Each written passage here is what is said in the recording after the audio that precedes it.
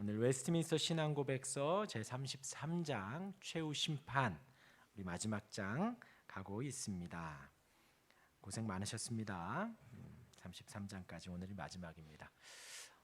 제가 보고 있는, 참고하고 있는 RC 스프롤 목사님이 하시는 말씀이, 이제 이 책이 웨스트민스터 신앙고백서가 성경은 아니지만 우리의 신앙의 고백을 담은 아주 훌륭한 책이다라고 평가를 하고요. 성경은 아니지만 성경에 대하여 매우 포괄적이고 매우 잘 정리하였다라고 이야기를 하더라고요. 그래서 우리 교회는 이제 교회가 시작을 하면서 이 신앙고백서를 함께 배우고 있고요. 이제 이게 오늘로 끝나고 이제 다음 주부터는 웨스트민스터 대소요리 문답을 같이 할지 소요리 문답 먼저 할지는 좀 일주일 제가 고민을 해보고요. 웨스트민스터 신앙고백서 그리고 소요리 문답을 또 수요일에 계속해서 배우도록 하겠습니다. 처음 우리 신앙고백서 시작할 때에는 조금 난해하였는데요. 이제 그렇게 난해한 것 같지는 않습니다. 그렇죠? 우리가 늘 설교 때 들었던 것이고 성경 공부 때 들었던 내용인지라 그러한 것 같습니다. 오늘은 그 신앙고백서 맨 마지막 33장 최후 심판입니다. 우리 1절 같이 한번 읽어보겠습니다. 하나님께서는 시작.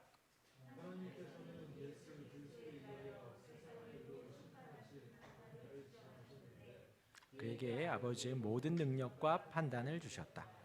그날에 타락한 천사들만 심판받을 것이 아니라 땅 위에 살았던 모든 사람들도 그들의 생각, 말, 그리고 행위에 대하여 말하기 위하여, 그리고 선악간에 그들이 몸으로 행한 대로 받기 위하여 그리스도의 보좌 앞에 나타나게 될 것이다. 네, 최후의 심판은 총 3개의 단락으로 나누어져 있습니다. 그 중에 첫 번째는 그 최후 심판이 있다라는 것을 정의를 말을 하는데요. 하나님께서는 예수 그리스도에 의하여, 다시 말하면 예수 그리스도로 말미암아 세상을 의로 심판하신다는 겁니다. 하나님께서는 심판하시는데 누구로 말미암아요? 예수님으로 말미암아. 우리 구주 예수님으로 말미암아 세상을 심판하십니다. 그 기준이 예수님이 되고요. 세상을 심판하시는데 어떻게 심판하시느냐? 정하신 한 날이 있다라는 거예요. 주님이 곧 다시 오시는 그날을 지정하셨다라는 것입니다. 정하셨다는 거예요. 그런데 그에게 아버지의 모든 능력과 판단을 주셨다. 예수님에게 모든 그 심판에 대한 능력과 심판에 대한 판단을 주셨다라는 거예요. 그래서 우리가 성경을 믿습니다. 성경을 믿는데 성경을 통하여 예수님을 믿는 거예요. 성경이 말하는 그 예수님을 통하여 우리가 하나님을 믿는 것입니다. 이 마지막 1절에서는 하나님께서 심판하는 한 날을 정했다. 근데 그 기준이 누구다? 바로 예수님이다 라는 것을 이야기를 하는 거예요. 그날에 타락한 천사들만 심판받을 것이 아니라 그 심판하는 날에는 타락한 천사들이 심판을 받는데, 그것뿐만이 아니라 땅 위에 살았던 모든 사람들도 심판을 받습니다. 우리 모든 사람들이 심판을 받아요. 우리 믿는 사람도 심판을 받고 믿지 않는 사람도 심판을 받습니다. 심판을 받는데 어떻게 심판을 받는가? 그들의 생각에 따라 심판을 받고 말에 따라, 행위에 따라서 심판을 받습니다. 그 말한 대로 행하는가? 그 모든 것에 우리의 말과 생각과 행동에 대한 심판이 있다라는 거예요. 그리고 선악간에 그들이 몸으로 행한 대로 받기 위하여 그리스도의 보좌 앞에 나타나게 될 것이다. 우리 모두가 다 심판 앞에 선다는 것입니다. 우리는 구원받았으니까 심판 앞에 안 선다가 아니에요. 우리도 심판 앞에 섭니다.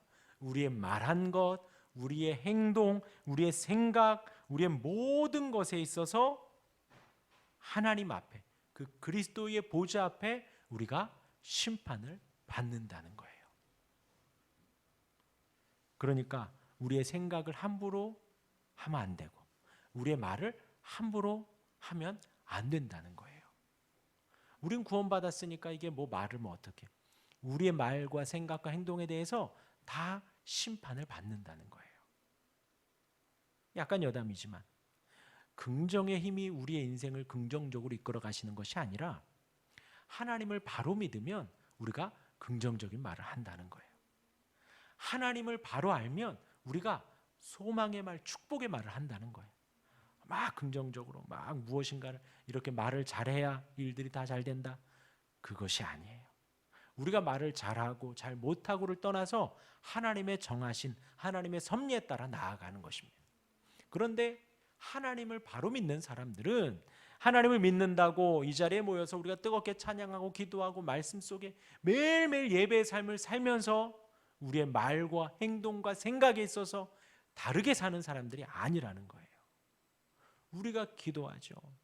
우리가 기도할 때는 모든 온 세상의 축복된 미사역을 다 들어서 축복을 하며 기도를 하죠. 우리 자녀들을 축복하고 우리 교회를 축복하고 나라를 축복하고 나의 인생을 축복하며 우리가 기도합니다. 그런데 기도는 그렇게 하고 우리의 삶에 있어서 우리가 함부로 말하고 함부로 생각할 수는 없다라는 거예요. 그 모든 것에 하나님은 심판을 하신다는 것입니다. 그리고 오늘 말씀을 볼게요. 그 밑에 있는 각주가 사도행전 17장 31절의 말씀이지요. 우리 17장 이제 우리가 본문 읽은 16절부터는 바울이 아덴이라는 곳에서 전도하는 장면이에요. 그런데 바울이 여태까지 복음을 전하는데 여태까지 누구에게 했느냐? 유대인에게 복음을 전했습니다. 유대인은 성경을 아는 사람들이죠. 그들은 성경을 알지만 아까 말씀드린 대로 그리스도의 기준에 부합하여 성경을 알지는 못했기 때문에 바울이 그들에게는 성경을 언급하며 성경에서 예수님을 증거하고 성경에서 예수님을 말하고 성경에서 예수님이 기준이다라는 것을 바울이 유대인들에게 전하는 거예요. 그것을 사역으로 어디를 가든 그 복음을 전했습니다. 그런데 이제 아덴이라는 곳에 있으니까 16절에 그 성에 우상이 가득한 것을 보고 마음에 격분하여. 네. 여기 북한산이 있어서 그런지 여기 조금만 벗어나면 많아요. 그렇죠? 마음에 격분했다. 회당에서는 유대인과 경건한 사람들과 또 장터에서는 날마다 만나는 사람들과 변론하니. 근데 그 지역에 우상이 많은데 만나는 사람들마다 바울이 복음을 전합니다. 어떤 에피쿠로스 학파와 스토아 학파에게도 복음을 전합니다. 그런데 이제 그곳에 있는 사람들은 종교성이 많고 우상이 많다라는 거예요. 그것을 착안해서 바울이 어떻게 전하는가? 23절에 보니까 내가 두루 다니며 너희가 위하는 것들을 보다가 알지 못하는 신에게 라고 새긴 단도 보았다. 그것을 내가 너희에게 알게 하리라. 너희가 의지하고 바라는 그 전능자, 절대자가 있다라는 거예요. 그를 소개하겠다. 우주와 그 가운데 있는 만물을 지으신 하나님께서는 창세기 1장 1절이 뭐라 그러죠? 시작. 태초에 하나님이 천지를 창조하시니라. 예수님 믿으면 구원받습니다. 너무나도 중요한 복음이지만 성경은요 그보다도 먼저 태초에 하나님이 천지를 창조하셨다라는 그 웅장한 선포를 우리에게 하고 있는 거예요. 우리가 예수님은 나의 구주입니다도 너무나도 중요하게 알아야 하지만 온 세상을 만드신 분이 하나님이시구나 라는 것도 알아야 한다는 거예요. 하늘과 땅의 모든 것, 우리가 눈에 보는 것, 눈에 보이지 않는 것 모든 걸 다 하나님이 만드셨다라는 거예요. 우주와 그 가운데 있는 만물을 지으신 하나님께서 천지의 주제신이 만드시고 끝이 아니라 하늘과 땅의 모든 것을 다스리시고 통치하신다라는 것입니다. 손으로 지은 전에 계시지 아니하시고 이렇게 좁은 곳에 이렇게 볼품없는 곳에 계시지 않는다라는 거예요. 또 무엇이 부족한 것처럼 사람의 손으로 섬김을 받으시는 것이 아니니. 오늘 새벽에 백부장의 믿음을 잠깐 말씀을 드렸어요. 백부장이 고백합니다. 나도 내 수하의 부하들이 있다. 그들에게 가라 하면 가고 오라 하면 오고 하라고 하면 합니다. 그런데 예수님이 우리 집에 오심을 내가 감당하지 못하니 말씀만 하옵소서 합니다. 예수님이요 극찬을 하세요. 극찬을 하세요. 이스라엘 중에도 이러한 믿음이 없다. 이스라엘은 유대인이지요. 유대인들은 모세오경을 달달 외우고요, 선지서를 달달 외우는 사람들이에요. 그런데 그들 중에도 이러한 믿음이 없다라는 거예요. 이러한 믿음이 뭐예요? 예수님을 하나님으로 고백하는 겁니다. 하나님이신 예수님은요, 태초 전에 말씀으로 온 세상을 만드신 분이세요. 아무것도 없는 무에서 유를 만들어내신 분이십니다. 무엇으로요? 말씀으로요. 우리가 지금 여기 인테리어 하는 데에도 많은 사람들의 손길이 여러 날이 걸렸습니다. 그런데 하나님께서는 이 온 세상 만물을 만드시며 말씀만으로 만드셨다라는 거예요. 이 백부장이 그 주님을 믿었던 거예요. 그러니 우리 집에 오심을 감당하지 못하니 말씀만 하옵소서. 그런데 말이죠, 예수님이 그 믿음을 보고 하셨을까요? 이제 어떤 책에는 그렇게 좀 나왔더라고요. 이 믿음이 이제 약간 다리 역할을 했다라고 하는데, 사실 저는 그렇게 보지 않습니다. 사람이 얼마나 연약한데요. 이 땅에 의로운 자가 하나도 없는데요. 물론 우리 사람이 보기에는 백부장의 믿음이 매우 훌륭합니다. 사람이 보기에는 그때 당시 유대인들보다 훨씬 훌륭한 믿음을 가진 게 백부장이지만, 하나님이신 그분이 볼 때 도찐개찐이라 그러던가요?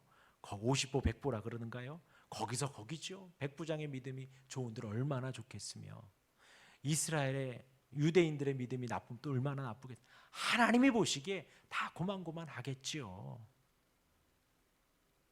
여기에 말대로 무엇이 부족한 것처럼 사람의 손으로 섬김을 받겠는가? 백부장의 믿음이 좋으면 얼마나 좋다고 예수님의 그 말씀의 능력보다 더 좋겠느냐? 백부장의 믿음이 얼마나 또 없으면 없다고 주님의 말씀에 해함이 있겠는가? 그게 아니라는 거예요. 하나님은 우리 사람의 손으로 섬기름을 받으시는 분이 아니시라는 거예요. 우리가 아무리 잘나고 잘하고 열심히 하여도 하나님의 영광을 조금이라도 더 나타낼 수 없습니다. 반대로 우리가 못하고 못한다 한들 하나님의 영광에 가리우거나 더 못하게 할 수 없다라는 거예요. 하나님의 영광은 그 자체로 찬란하게 빛나고, 하나님의 영광은 그 자체로 온 땅에 충만하다라는 거예요. 바울이 지금 그것을 선포하는 겁니다. 무엇이 부족한 것처럼 사람의 손으로 섬김을 받으신 것이 아니니 이는 만민에게 생명과 호흡과 만물을 친히 주시는 이심이라. 사람의 잘남과 못남 여부를 떠나 온 세상 사람들에게, 만민에게 생명을 주시고 호흡을 주시고 만물을 친히 인도하시는 분이시다라는 거예요. 그래서 여러분들, 우리가요 아침에 자고 깨서 눈 떠서 호흡을 하고 있다면 하나님께 영광을 돌리는 거예요. 나에게 호흡을 주셨구나. 오늘 하루도 나에게 생명을 주셨구나 라는 거예요. 물론 그 이불에서 나오기 힘들고 오늘 하루도 버겁지만 하나님이 그 하루를 살 수 있는 힘을 주신다라는 거예요. 호흡을 주셨기 때문에. 인류의 모든 족속을 한 혈통으로 만드사 믿으시나요? 아멘. 아담의 우리 후손들이에요. 그리고 제2의 인류 노아의 후손들입니다. 온 민족으로 퍼졌죠. 만드사 온 땅에 살게 하시고 그의 연대를 정하시며 거주의 경계를 안정하셨으니, 그렇죠, 저희가 하나님이 살 수 있도록 하셨습니다. 그리고 우리나라 이렇게 남한 땅 거주를 정하셨어요. 하나님께서 다 허락하신 것입니다. 이는 사람으로 혹 하나님을 더듬어 찾아 발견하게 하려 하심이로되 그는 우리 각 사람에게서 멀리 계시지 아니하도다. 하나님이 온 땅에 충만하다라는 거예요. 하나님 만드신 것에 하나님의 영광이 드러납니다. 우리가 그를 힘입어 살며 기동하며 존재하느니라. 할렐루야. 예, 오늘 하루도 고생 많으셨습니다. 하나님이 주신 힘으로 살아내신 거예요. 너희 시인 중 어떤 사람들의 말과 같이 우리가 그의 소생이라 하니, 그의 소생이라 하니 이와 같이 하나님의 소생이 되었은즉 하나님을 금이나 은이나 돌에다 사람의 기술과 고안으로 새긴 것들과 같이 여길 것이 아니니라. 하나님은 그런 어떤 우상단지에 갇힐 분이 아니시라는 거예요. 우리의 눈으로 보이는 그렇게 초라한 분이 아니시라는 것입니다. 산속에 움직이지도 못하고 가만히 앉아 돌의 형상과 같이 하나님은 거기에 갇혀 계실 분이 아니다라는 것이에요. 그리고 우리 31절 같이 읽겠습니다. 31절입니다. 시작. 이는 정하신 사람으로 하여금 천하를 공의로 심판할 날을 작정하시고 이에 그를 죽은 자 가운데서 다시 살리신 것으로 모든 사람에게 믿을 만한 증거를 주셨음이니라 하시니. 하나님의 창조와 하나님의 가득한 영광과 하나님의 충만한 은혜를 선포합니다. 바울이. 그리고 그들에게 무엇을 선포하는가? 정하신 사람으로 하나님의 택한 백성들로 하여금 천하를 공의로 심판할 날을 작정하셨다. 하나님이 한 날을 정하셨다라는 거예요. 그리고 그 날이 지금 우리가 열심히 하면 좀 땡겨지고 우리가 덜 열심히 하면 좀 미뤄지고가 아니라 하나님 정하신 날이 있다라는 거예요. 그게 오늘이 될 수도 있고 내일이 될 수도 있고요. 1년 후가 될 수도 있고 100년 후, 1000년 후가 될 수도 있습니다. 그것은 아무도 모른다 했어요. 그러나 중요한 것은 심판할 한 날을 하나님께서 정하셨다. 지금 누구에게 전하는 거예요? 이방인들에게 그렇게 지금 전도를 하고 있는 거예요. 믿지 않는 전혀 성경을 모르는 자들에게 바울이 이렇게 전도하고 있다라는 겁니다. 그러자 어떤 사람은 32절에 어떤 사람은 조롱을 하더라는 거예요. 또 어떤 사람은 내 말을 다시 듣겠다 하고 또 궁금증을 갖기도 하고요. 믿지 않는 사람에게 지금 이렇게 전했다라는 거예요. 그런데 중요한 건 뭘 전했다? 하나님의 창조와 하나님의 영광과 하나님의 섭리를 정하시고 전하고 마지막에 심판이 있다라는 거예요. 하나님의 공의의 심판, 하나님의 아주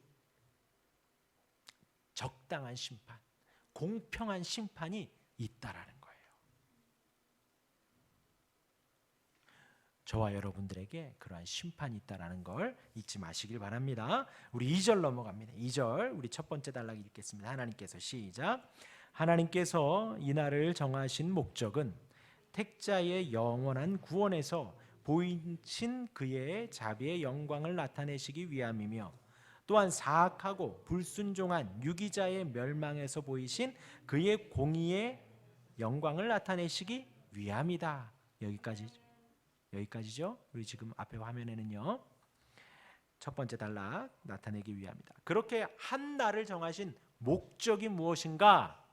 두 가지가 있는데 하나는 택자를 위해서 선택된 사람, 하나님의 택한 사람들, 그들의 영원한 구원에서 보이신 자기의 자비의 영광, 우리를 위해서 하나님이 자비를 베푸셨다라는 것, 우리를 위해서 하나님은 공의를 베푸셨다라는 것을 나타내시기 위하여서 심판의 한 날을 정했다라는 거예요. 우리에게 사랑을 가르쳐 주시기 위해서 그 심판할 날을, 그리고 하나님의 영광을 나타내시기 위해. 그리고 또 하나는 사악하고 불순종한 유기자, 하나님의 버림을 받은 사람을 말합니다. 그런데 그 앞에 뭐라고 하냐면 사악하고 불순종했다라고 수식어를 넣었어요. 그러니까 택자들은 하나님 앞에 선한 마음을 갖고 하나님 앞에 순종하는 마음을 가졌다라는 것이고요. 유기자라고 하면 우리가 하나님이 택하셨다라는 거 아닌가? 하나님이 버리셨다라는 거 아닌가? 그런데 한 번 더 생각을 해보면요, 이 세상의 유기자들은 아무리 복음을 전해도 불순종한다라는 거예요. 아무리 예수님의 사랑과, 우리 얼마 전에 고난주간 지났잖아요. 예수님이 우리를 얼마나 사랑하셨는가 우리가 일주일 내내 묵상했습니다. 날 위해서 모욕당하시고 날 위해서 십자가 지시고 채찍 맞으시고 죽기까지 그 사랑을 보내주신, 그게요 뭐 다른 사람을 위한 게 아니라 나를 위함이라니까요. 나를 위해서 그 사랑을 보여주셨는데 그걸 아무리 전해도 사악한 사람들은 그 전도를 무시하고 불순종한다라는 거예요. 그러고 보니 그 사람은 유기자라는 겁니다. 그 유기자는 멸망에서 보이신 하나님의 공의의 영광을 나타내시기 위함이에요.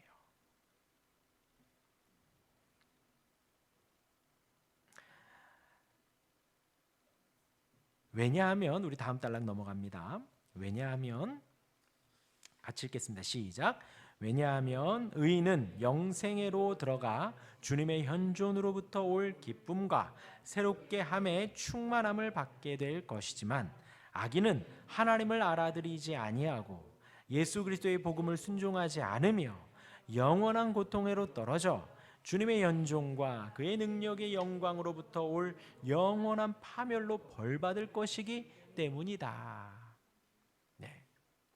의인은 영생으로 들어갑니다. 기쁨과 새롭게 함의 충만을 받게 됩니다. 반면에 악인은 고통으로 떨어져서 파멸에 이르게 된다라는 거예요. 이러한 심판이 있다. 심판의 목적은 이러한 목적으로 있는 것이다라는 거예요. 하나님께서 율법을 정하시면서 생명의 중요함을 강조하셨어요. 어느 정도로 강조하셨냐? 고의적으로 살인한 사람에게 어떠한 형벌을 내려라? 사형의 형벌을 내리라는 거예요. 왜일까요? 우리 인생에 우리 생명의 소중함을 그렇게 알려주는 거예요. 이 사람이 고의로 한 사람의 생명을 앗아갔다. 고의로. 아시겠죠? 실수가 아니라 고의로. 고의로라고 하면 계획을 짜고 가만히 엎드려 있다가 나타나면 낚아채고 공격을 하는 걸 말하는 거예요.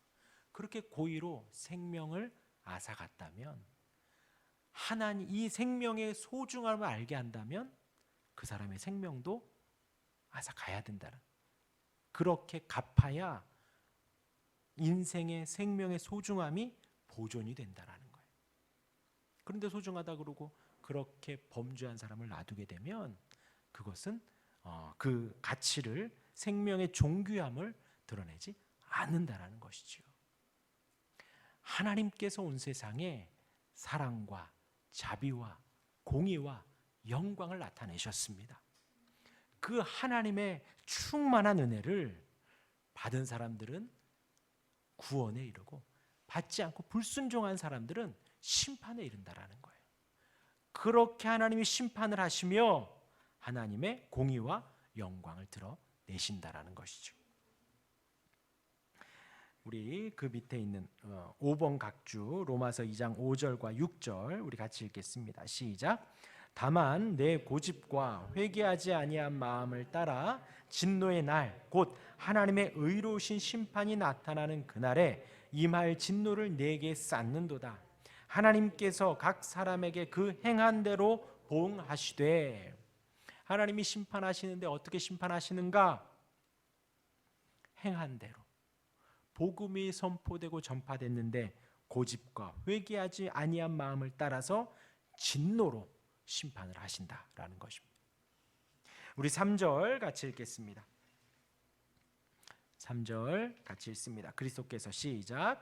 그리스도께서 모든 사람으로 하여금 죄짓지 않도록 하시고 경건한 자들을 그들의 역경 가운데서 보다 더 크게 위로하시기 위하여 우리로 하여금 심판의 날이 있을 것이라고 분명히 설득하시려고 그는 그날을 사람들이 모르도록 하셔서 그들로 하여금 모든 세속적인 안전을 떨쳐버리게 하시고 항상 경성하게 하시는데 이는 그들이 어느 시에 주님께서 오실는지 알지 못하기 때문이며 오소서 주님 예수여 속히 오소서 라고 말하며 항상 준비하도록 해야 하기 때문이다. 네. 그렇게 심판을 하시는 목적 두 번째는 무엇인가? 그리스도께서 모든 사람으로 하여금 죄짓지 않도록 하기 위하여서. 아까 말했죠. 말의 심판을 하시고 우리의 생각의 심판을 하시고 우리의 행동의 심판을 하신다라는 거예요. 죄짓지 않도록 하시기 위하여서 하나님은 그렇게 심판을 하십니다. 또 경건한 자들을 그들의 역경 가운데서 보다 더 크게 위로하시기 위하여서. 아까 바울도 그랬어요. 바울이 어떤 위협적인 말을 하거나 어떤 사람을 상해하거나 모욕하지 않았습니다. 정말 순수하게 복음만을 증거했음에도 불구하고 바울조차도 조롱을 당하고 모욕을 당했다라는 거예요. 역경 가운데서 보다 더 크게 위로하시기 위해서 하나님이 심판을 하신다라는 거예요. 우리로 하여금 심판의 날이 있을 것이라고 분명히 설득하신다. 저와 여러분들에게 설득하신다는 거예요. 오늘 하루를 하나님의 영광을 위하여 살고 오늘 하루를 주님의 인도하심을 따라 조금 억울해도 참고요. 모욕이 와도 좀 참고요. 주님의 그 심판을 기대하며 우리가 오늘도 참으며 나아가는 거예요. 그는 그날을 사람들이 모르도록 하십니다. 절대로 알게 안 하십니다. 알게 하면 어떨까요? 알게 하면 우리가 어떨까요? 아까 잠깐 성경 필사에 대해서 이야기를 했는데요. 어떤 집사님이 필사를 하신대요. 그래서 이제 저도 예전에 사역하던 교회에서 전 교인이 필사를 했었습니다. 이제 날을 정해가지고 언제부터 언제까지 범위를 다 줘요. 그러면 막 다 씁니다. 가장 쉬운데 쓰고 짧은 거 쓰고 몇 장. 어떤 분은 10장, 어떤 분은 20장 계산해가지고.